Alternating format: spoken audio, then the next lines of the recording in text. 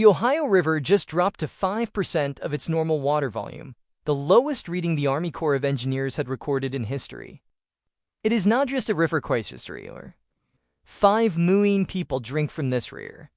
Towboat operators on the Ohio had to disconnect from their barges, push walls of ice out of the way by hand, then reconnect and keep moving, because the water is too slow and too shallow to break through on its own. The United States Department of Agriculture declared 8 Ohio counties a natural disaster area. Barge operators slashed tow sizes by 14% and draft depths to 10 feet 6 inches, choking the artery that moves 225 million tons of cargo a year. Downstream, the Mississippi River near Baton Rouge fell 10 feet below average. And for the third consecutive year, the Army Corps built an underwater sill near New Orleans to hold back the Gulf of Mexico from poisoning the city's drinking water with salt.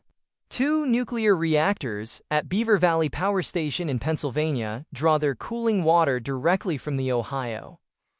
Paducah, Kentucky, the city that sits where the Ohio meets the Tennessee, just recorded its driest winter in more than 130 years of measurement. Here's the detail that tells the real story. In Cadiz, Ohio, a small village in Harrison County, residents spent more than a month under a boil water advisory as a dry then flood cycle cracked concrete filters in a treatment plant is already fairing. A resident named Stacy Greer started filling gallon jugs from her tap and testing the pH herself because no one else was doing it. A consultant told the village the repairs would cost more than $2 million. These is $2 million, and the water coming out of the faucet is still not right. Here's what led to this. The Ohio River stretches 981 miles from Pittsburgh, Pennsylvania to Cairo, Illinois, where it empties into the Mississippi. It is the second largest river in the United States by volume. Its watershed drains parts of 15 states. It contributes half all the water in the lower Mississippi River. Half. When the Ohio dries up, the entire inland waterway system of the eastern United States begins to fill. By late summer 2025, the Shibble is already visible. Dry has spanned across the Ohio River basin, and by mid-September, the Ohio was contributing just 8% of the Mississippi's total flow. Not 50%, 8%. Negative gauge readings started appearing at stations along the Middle Mississippi, which meant the wire surface had dropped below the 0 reference point set when the gauges were installed. Then winter arrived, but it brought no relief. Waylon Humphrey, Chief of Operations for the Army Corps' Great Lakes and Ohio River Division, told reporters in early February that the Ohio was running at roughly 20,000 cubic feet per second. The typical flow for that time of year is 400,000 cubic feet per second. He said they were dealing with the combined crisis of extremely cold temperatures causing ice and extremely low flows at the same time. The river was so sluggish that ice formed on it like a lid. At Leo Island Lock, the Maya gates could not close because ice had packed into the chambers. 16 staff worked around the clock flushing it out. Delays at that single lock stretched to nearly 3 days. And this is where it gets worse. The Ohio River is not just a shipping lane, it is a drinking water supply for 5 million people across 29 public water utilities. Cincinnati draws 88% of this water from the Ohio. Louisville serves roughly 1 million people from the same source. Cities such as Huntington, Parkersburg, Wheeling, Evansville, and Paducah also pull water from that river. All of them pull water from a river that is running at 5% of capacity.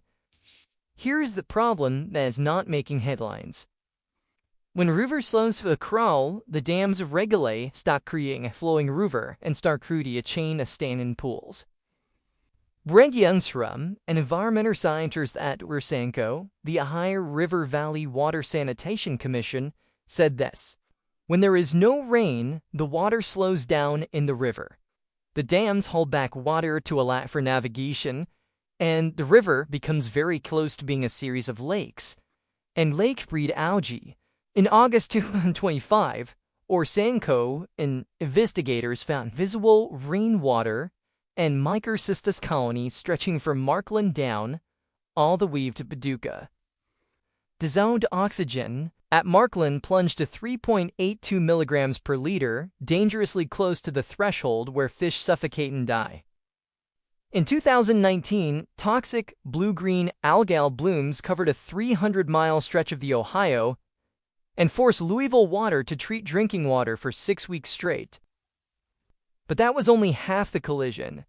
20 miles east of Cincinnati, on the Ohio River floodplain in Pierce Township, sits the former Walter C. Beckjord coal-fired power plant. It closed years ago, left behind 6 million cubic yards of coal fly ash, sitting in unlined ponds directly upstream from wells that serve 130,000 people. The ash contains lead, mercury, and arsenic. During drought to flood cycles, groundwater levels swing violently, and that pressure pushes contaminants through the ash and into the aquifer. Pierce Township trustee Alan Freeman put it bluntly. "This is something that should scare the hell out of everyone," he said. "That pollution is sitting there right next to your water. Now pull back." The Ohio River carries between 179 and 225 million tons of cargo per year. A 15-barge tow replaces 1,050 trucks. The economic impact of Ohio's inland waterway system alone is $23.2 billion annually, supporting more than 130,000 jobs. When this river chokes, the cost is not theoretical. In 2022, lifetime Mississippi system seized up from drive. ACU. Weather estimated $20 billion in total losses. 2,000 barges backed up. Round-trip transit time for New Orleans to Cairo Dow from 14 days to 20 cents. Grain shipments southbound collapsed by 79%. It was the fourth year in 5 that the system is broken down. Here is what no one is talking about. The infrastructure holding the Ohio River together is approaching 100 years old. The lock and dam system was completed in 1929. 20 facilities maintain a 9-foot minimum navigation depth across the entire river. Some components are so old that replacement parts are no longer manufactured.